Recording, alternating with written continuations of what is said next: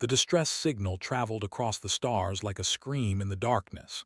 It moved through empty space, past dead worlds and living ones, reaching every corner of the galaxy where someone might hear it.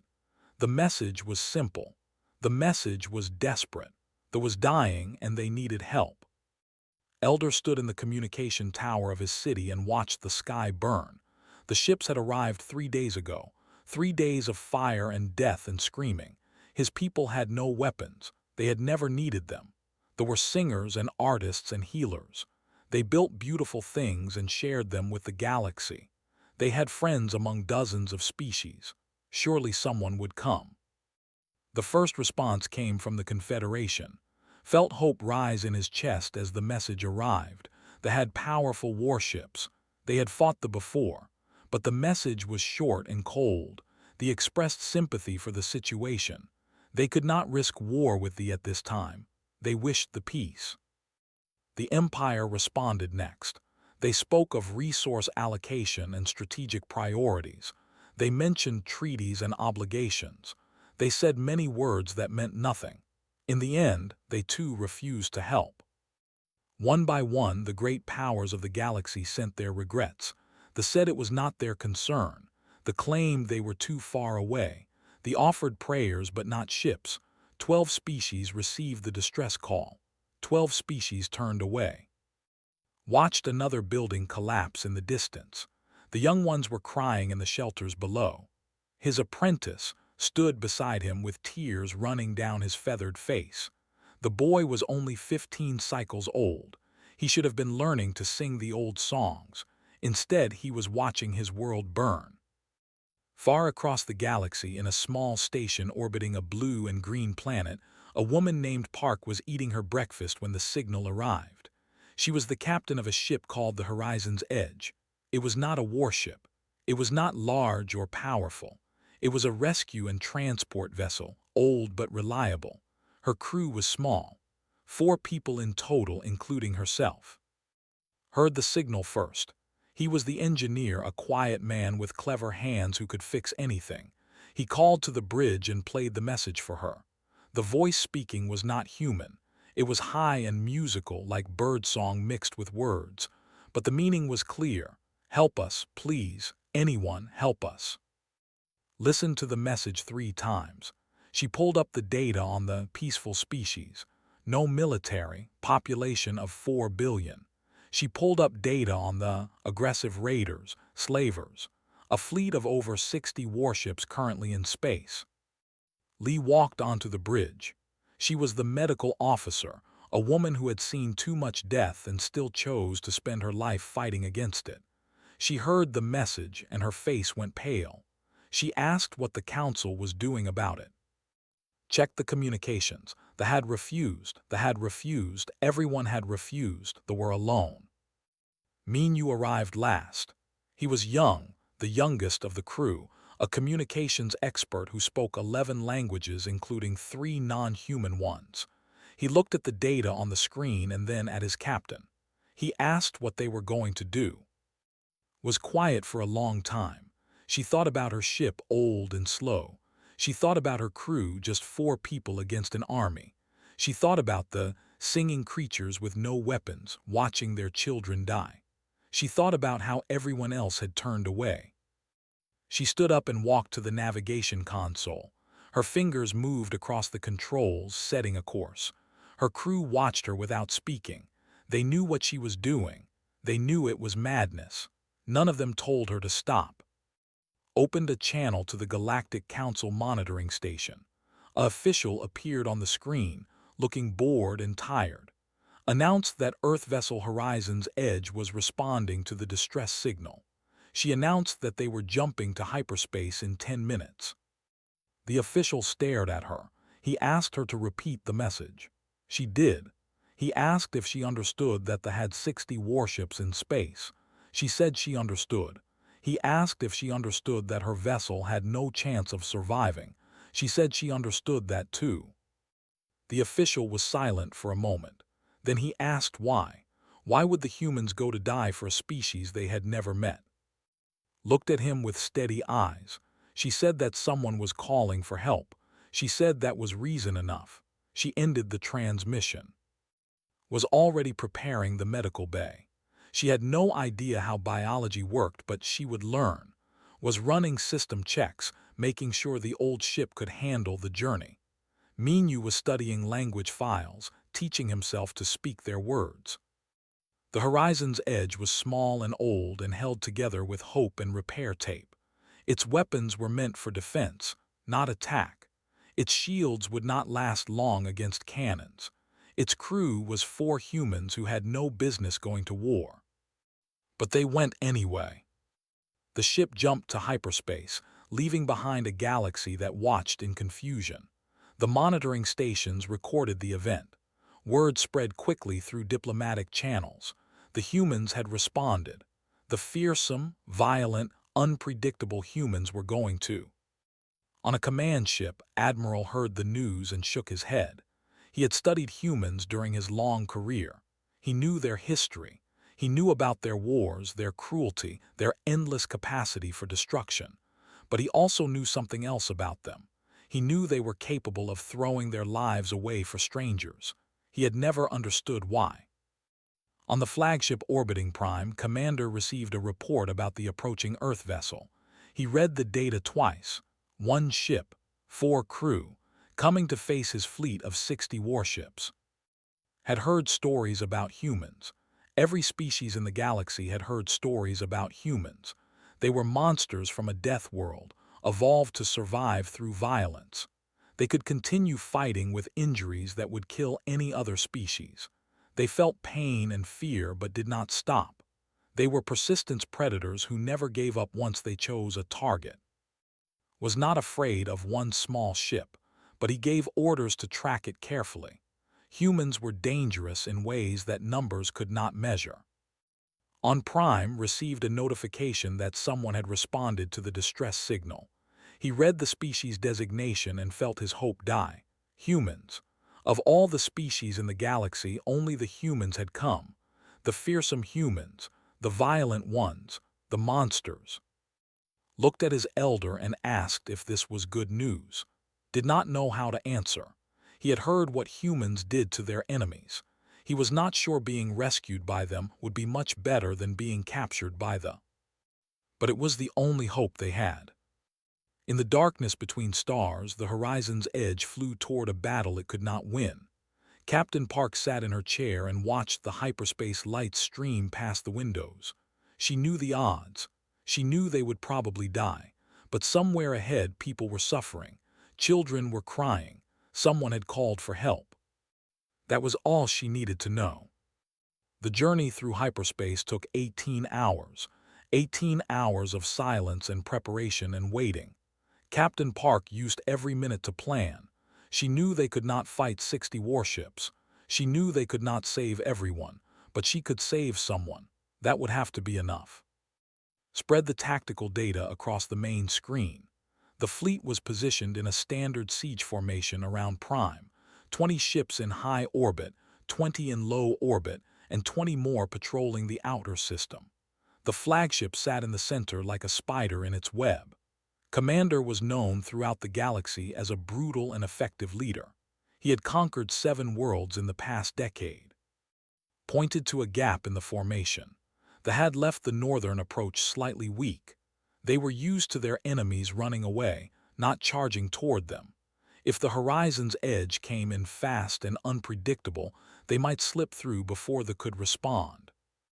Asked what would happen after they got through, admitted he was still working on that part. Minyu had spent the journey learning everything he could about the. They were beautiful creatures, tall and slender with feathers instead of hair. They communicated through song as much as speech. Their cities were famous across the galaxy for their architecture and art. They had no word in their language for war. They had dozens of words for different types of kindness. The young communications officer looked up from his studies. He told the others that they had never hurt anyone. In their entire history as a species, they had never started a conflict. They did not understand violence.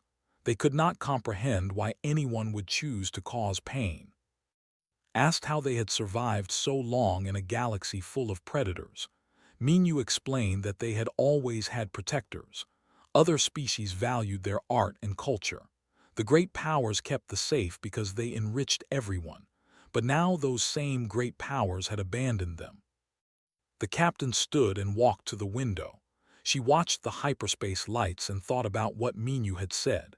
A species that had never known violence was now being destroyed by it. They did not even understand what was happening to them. They only knew that they were dying and no one would help. No one except 4 humans in an old ship. Asked the captain if she had ever fought the before. Said she had not, but she had fought others. She had been a soldier once before she became a rescue captain. She had seen enough battle to last 10 lifetimes. She had thought she was done with violence forever. Then she had heard that distress signal. She had heard the fear in that musical voice. She had known she could not stay behind. Was checking the medical supplies for the 100th time. She had loaded everything the ship carried, bandages and medicines and surgical tools. She had no idea if any of it would work on biology. She would learn. She always learned. The ship dropped out of hyperspace at the edge of the system. Alarms immediately filled the bridge. 3 patrol ships had detected them. They were turning to intercept. Took the controls. He had once been a racing pilot before he became an engineer. His hands moved across the console with perfect calm. The horizon's edge dove and twisted, moving in ways that should have been impossible for a ship its size. They fired their weapons, avoided every shot. Opened a channel to the ships. She announced that they were a rescue vessel responding to a distress call. She invoked 17 different galactic laws protecting emergency responders. She knew they would not care about any of them, but she wanted her words recorded. She wanted the galaxy to know they had tried peace first. They responded with more weapons fire, kept the ship dancing through the shots. He found the gap in the formation and pushed through it.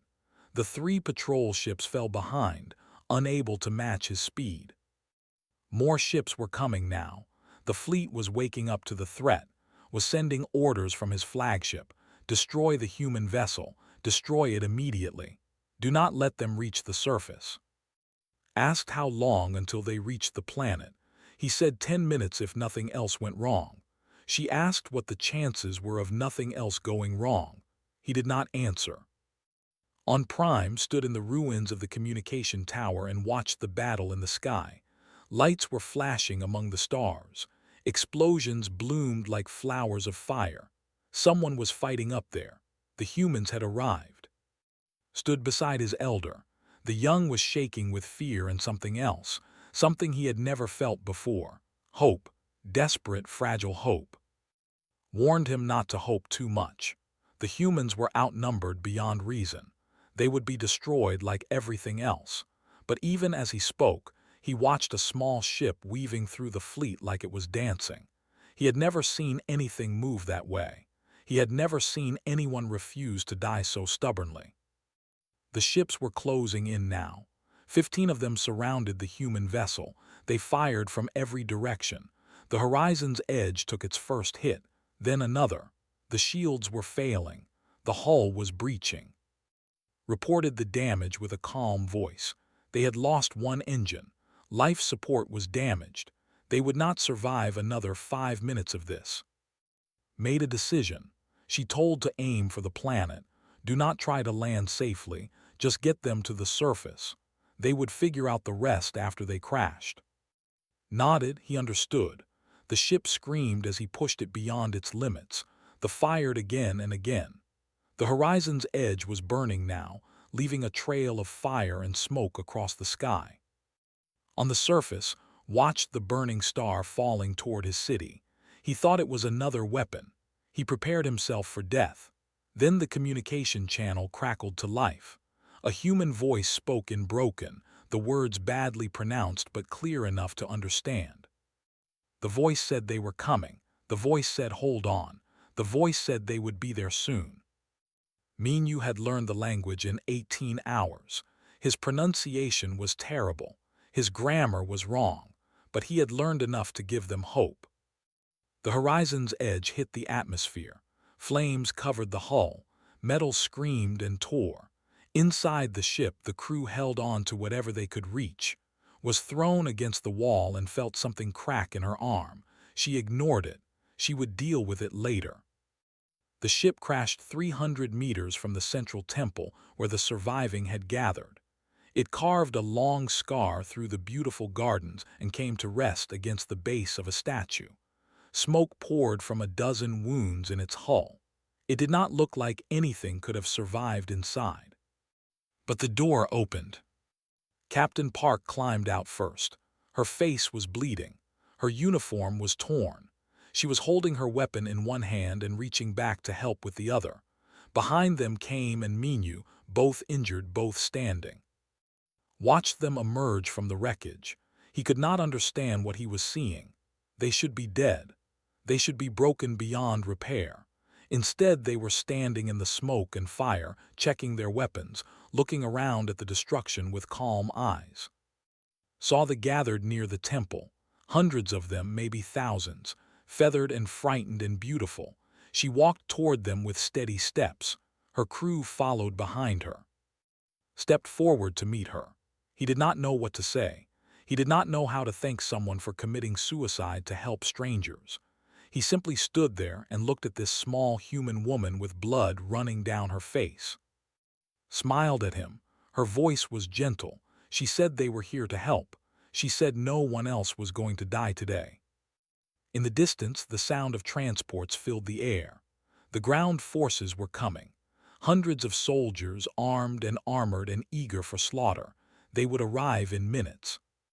The humans turned to face the sound. 4 of them. 4 wounded humans against an army. Asked if they should run. The elder watched the humans check their weapons with practiced hands. He watched them stand shoulder to shoulder, facing the coming storm. He said no. He said they would stay. He said he wanted to see what happened next. The transports landed in a ring around the temple district. Their engines screamed as they touched down, crushing the beautiful gardens beneath their weight. Soldiers poured out like water from a broken dam. They wore heavy armor and carried weapons designed to kill quickly and painfully.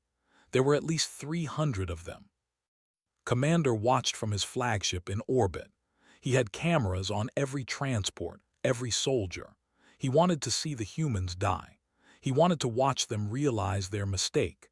He wanted to see the fear in their eyes when they understood that their heroic gesture meant nothing.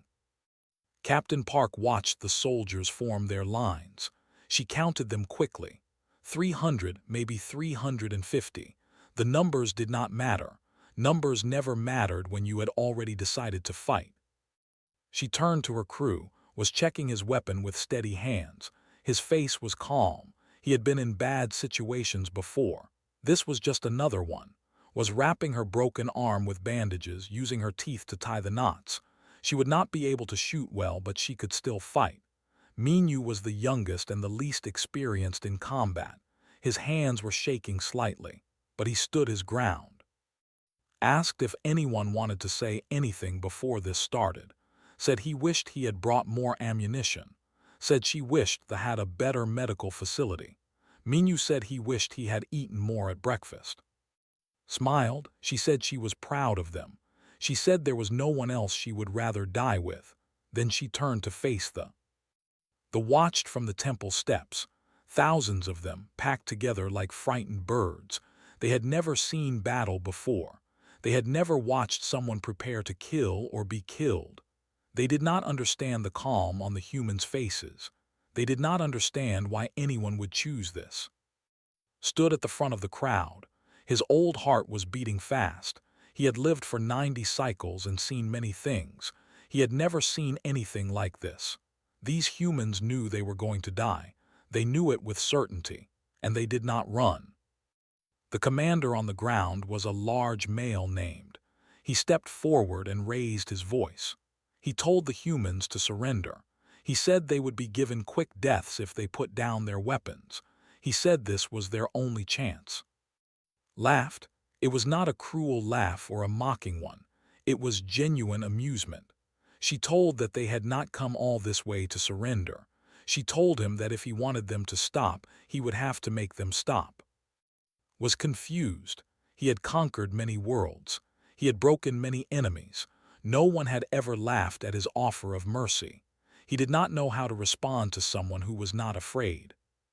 He gave the order to attack. The soldiers charged. They moved in waves, their heavy boots shaking the ground. Their weapons fired bright beams of energy that burned everything they touched. They expected the humans to fall quickly, 4 against 300. Simple mathematics. But the humans did not fall. Had spent the last 10 minutes studying the terrain. He knew every piece of cover, every angle, every shadow. He moved through the battlefield like he belonged there, firing with perfect accuracy. Every shot hit its target. Every target went down. Could not aim well with her broken arm, but she did not need to. She had positioned herself near acting as the last line of defense. Any who got past the others found her waiting. She fought with controlled fury, protecting the innocents behind her. Minyu surprised everyone, including himself. The fear he had felt disappeared the moment the fighting started. Something else took over, something old and powerful that lived in every human. The will to survive, the refusal to surrender. He fought like he had been doing it his whole life. And was everywhere. She led from the front, drawing enemy fire, creating openings for her crew. She took hits that should have dropped her and kept moving. The shot her once in the shoulder, once in the leg. She did not stop. She could not stop. People were counting on her. Watched his soldiers fall and felt something he had not felt in years. Doubt. His forces outnumbered the humans by almost 100 to 1. They had better weapons, better armor, better training. But the humans would not die. Every time he thought they were finished, they stood back up. Every time he thought they were surrounded, they broke free. He called for reinforcements. Another 100 soldiers, then another 100. The bodies of his warriors piled up around the temple steps. The humans kept fighting. On his flagship, Commander watched with growing unease. He had seen battles across a dozen worlds. He had never seen anything like this. The humans moved wrong. They fought wrong. They refused to accept the reality of their situation. Any sane species would have surrendered by now. Any rational creature would have chosen survival over certain death. But humans were not rational. That was what made them terrifying. Watched the battle from the temple steps. He saw drag a wounded child to safety while shooting at a soldier with her one good arm. He saw take a blade to his side and respond by breaking his attacker's neck with his bare hands. He saw Minyu stand over a group of young, shielding them with his own body while he fired at the advancing enemy. He saw fighting 3 at once. She was bleeding from a dozen wounds. Her left eye was swollen shut. One of her arms hung at a wrong angle, and she was winning. She was somehow, impossibly winning. They had a word for what they were seeing. They called it. It meant beautiful suffering. It meant pain transformed into purpose. They had always used it to describe art, music, the creation of something meaningful through struggle. They had never used it to describe violence. But watching the humans fight, watching them bleed and break and refuse to stop, understood that this too was. This too was creation. The humans were creating survival out of nothing but will. Was crying. The young had never seen death before today. He had seen too much of it now. But he was not crying from fear or sadness. He was crying because he finally understood something. He understood why the humans had come. He understood why they were fighting. It was not because they enjoyed violence. It was not because they wanted glory or reward. They were fighting because somewhere in their strange hearts, they could not watch innocent people suffer without acting. They were fighting because that was what love looked like when it had no other choice. The sun was setting over Prime. The sky turned red and gold, painting the battlefield in colors of fire. They kept coming. The humans kept fighting. The temple steps were covered in blood, most of it not human. Was down to his last few shots. Could barely stand. Minyu had taken a hit to his chest and was breathing wrong. only still stood strong, though even she was slowing. Finally understood that he could not win this battle the normal way. He called back his remaining soldiers and made a decision. If the humans wanted to die fighting, he would give them what they wanted. He would bomb the entire temple district from orbit. Kill the humans, kill everyone. Let the ashes remember what happened to those who He sent the request to Commander. The flagship began charging its main weapons. In 5 minutes, everything within a kilometer of the temple would be ash. Saw the light building in the sky. She knew what it meant. She turned to her crew, her friends, her family. They looked back at her with eyes that held no regret. They had known from the beginning that they would probably die here. They had come anyway. And looking at the survivors, the thousands of lives still breathing because 4 humans had refused to look away, knew they had made the right choice. She stood tall and faced the light in the sky. Whatever came next, she would meet it standing up. The light in the sky grew brighter. Commander stood on the bridge of his flagship and watched the weapons charge. He felt nothing. They were weak. The humans were foolish. They would all burn together, and the galaxy would remember what happened to those who wasted his time. On the surface, Captain Park watched the glow build above the clouds. She had 5 minutes, maybe less. 5 minutes to figure out how to stop a warship from orbit with nothing but a broken crew and empty weapons. Crawled toward the crashed remains of the horizon's edge. His side was bleeding badly. Every movement sent pain through his body, but his mind was still working. Engineers never stopped thinking, even when they were dying. The ship was destroyed. Most of its systems were dead, but knew every wire, every circuit, every piece of that old vessel. He knew what was still working, and he knew that the emergency beacon was still active. He reached the wreckage and pulled himself inside. His hands moved across the damaged controls, rerouting power from dying systems. The beacon was designed to call for help, but with some adjustments, it could do something else. It could broadcast on every frequency in the galaxy. It could show everyone what was happening here. Saw what was doing. She understood immediately. They could not stop from killing them, but they could make sure the galaxy watched it happen. They could show every species, every world, every government that had turned away. They could show them the cost of their cowardice. She told Minyu to help. The young communications officer was hurt, but he dragged himself toward the ship. His skills with frequencies and signals could make the difference. Together, he worked with desperate speed. Was treating the wounded. Her broken arm screamed in pain, but she ignored it. There were children here, families, elders who had lived peaceful lives and did not deserve to die in fire. She could not save them all. She could not even save most of them, but she would save as many as she could in whatever time remained. Approached the human doctor. He asked what she was doing. She told him she was making sure the children did not suffer. She was giving them medicines that would help them sleep. If the fire came, they would not feel it. The old felt something break inside him. This human woman, wounded and exhausted and facing certain death, was spending her last moments making sure other people's children would not be afraid. He did not have words for what he was feeling. His species had invented poetry and song, but nothing in their language could describe this. On the flagship, received a report that made him pause. The human ship was broadcasting, not a distress call, a live feed. Images and sound were being sent across the galaxy on every open frequency. Billions of beings were watching what was happening on Prime. They were watching the wounded humans fighting to protect innocent civilians.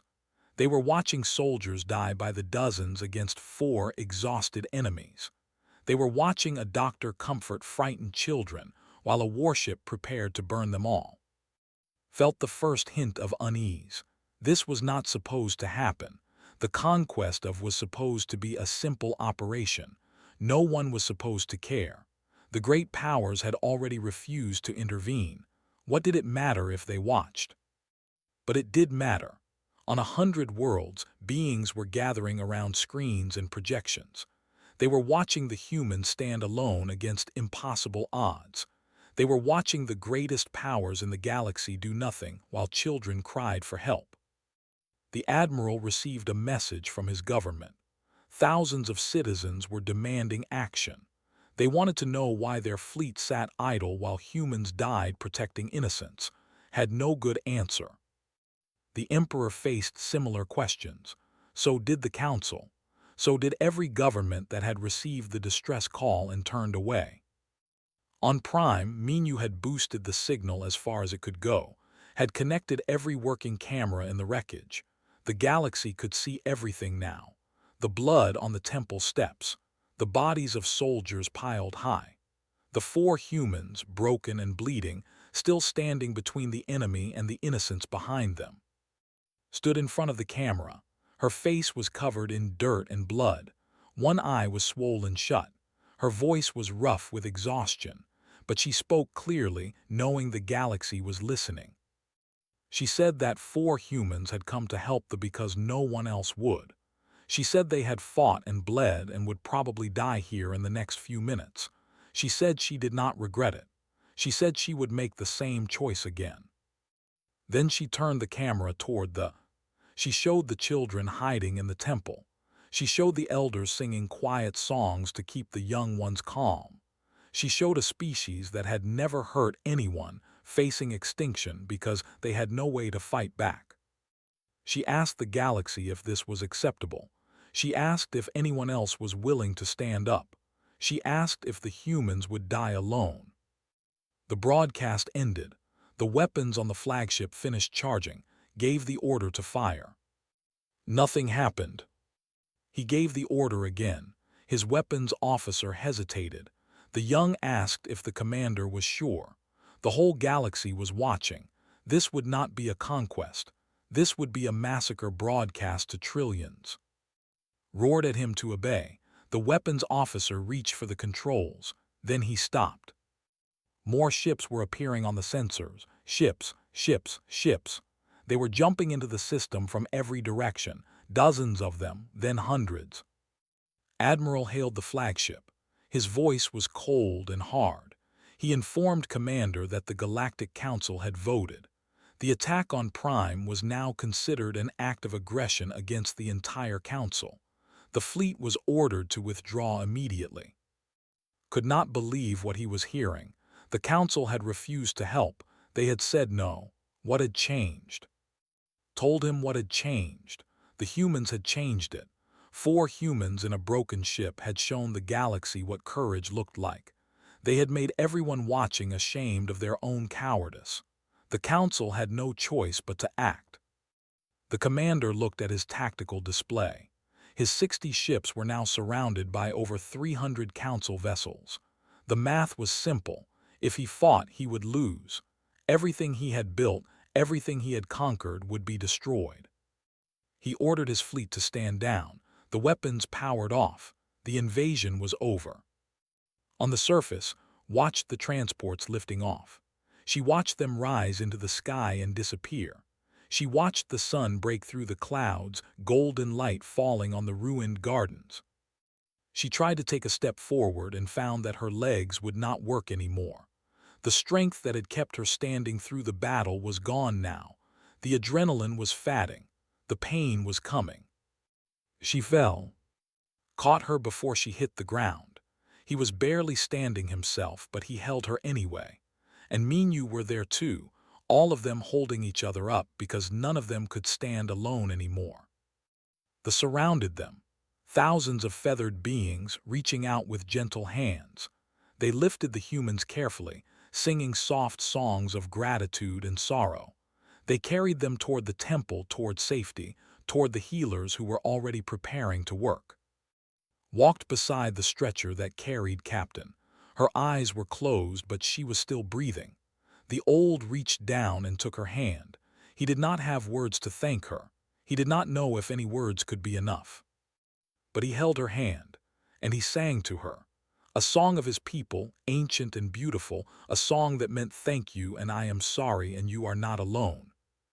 Above the planet, the Council fleet took up positions around Prime. They would stay until the world was secure. They would help rebuild what they had destroyed. They would do what they should have done from the beginning. Because 4 humans had shown them what it meant to stand up. 3 weeks passed on Prime. The fires were out. They were gone. The council ship still orbited overhead, watching for any sign of trouble. But the real work was happening on the surface, where a broken world was slowly beginning to heal. Captain Park woke in a room made of light. The walls were crystal, catching the sunrise and scattering it into rainbows across the floor. She had been sleeping for 6 days. The healers had worked without rest to save her and her crew. Their medicine was different from human medicine, built on sound and vibration and harmony. It should not have worked on human bodies, but somehow it did. She sat up slowly. Her wounds had closed. The bones that had broken were now whole. She still felt weak, still felt the echoes of pain in every movement, but she was alive. Against all probability, against every law of logic and reason, she was still alive. Lee was in the next room. Her arm had been repaired, stronger than before. She was already up and walking, helping the healers treat the other wounded. She had learned their techniques in just a few days, adding human medicine to their methods. Together they were saving lives that should have been lost. Was in the engineering district, helping rebuild the systems they had destroyed. They had beautiful technology, elegant and artistic, but they did not know how to fix things that were broken by violence. Taught them. He showed them how to improvise, how to adapt, how to turn wreckage into something useful. They watched him work and sang songs about his clever hands. Minyu spent his days with the children. He had learned their language well enough to tell stories now. Human stories, about heroes who faced impossible odds and never gave up. The young gathered around him every evening, their feathers bright with excitement, their eyes full of wonder. They had never heard stories like his. They had never imagined that violence could be used for protection instead of harm. Elder visited when she woke. He brought her food that humans could eat and water that was clean and sweet. He sat beside her bed and looked at her for a long time without speaking. Finally, he asked the question that had haunted him since the battle. Why? Why had the humans come?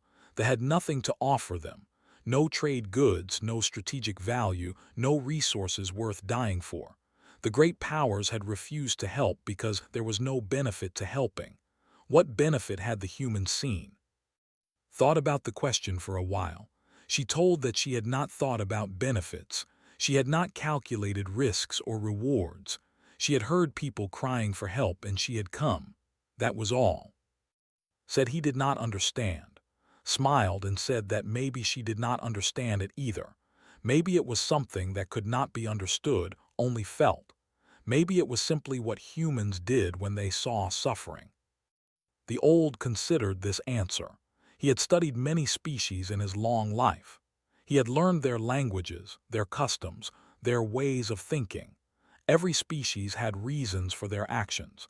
Every species calculated and planned and measured costs against benefits. But humans were different. Humans ran toward danger instead of away from it. Humans sacrificed themselves for strangers.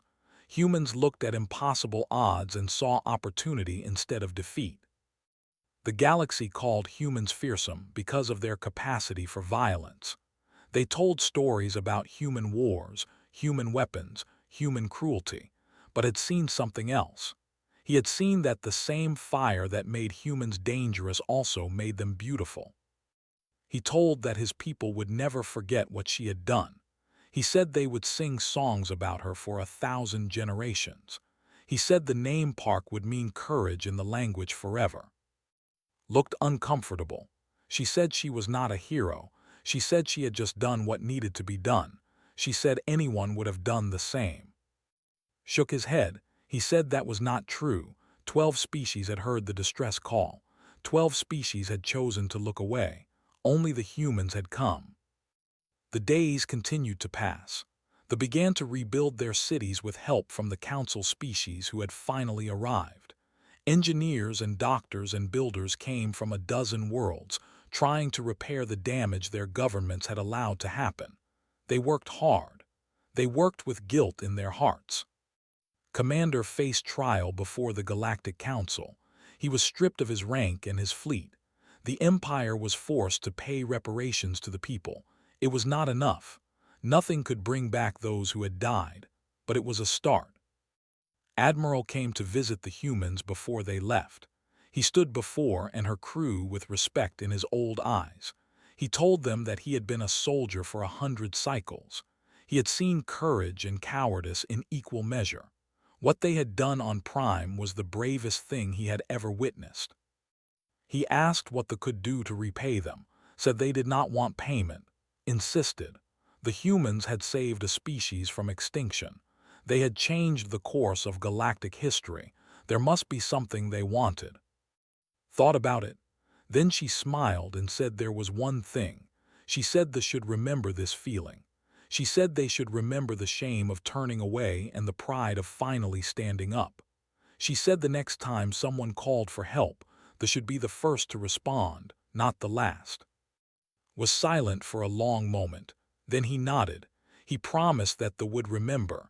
He promised that things would be different. The horizon's edge was beyond repair. They built a new ship for the humans, using their own technology mixed with human designs. It was beautiful, covered in crystal and song. It was faster and stronger than the old ship had ever been. They named it Second Chance. The day the humans prepared to leave, the entire surviving population of Prime came to watch. They filled the streets around the landing field.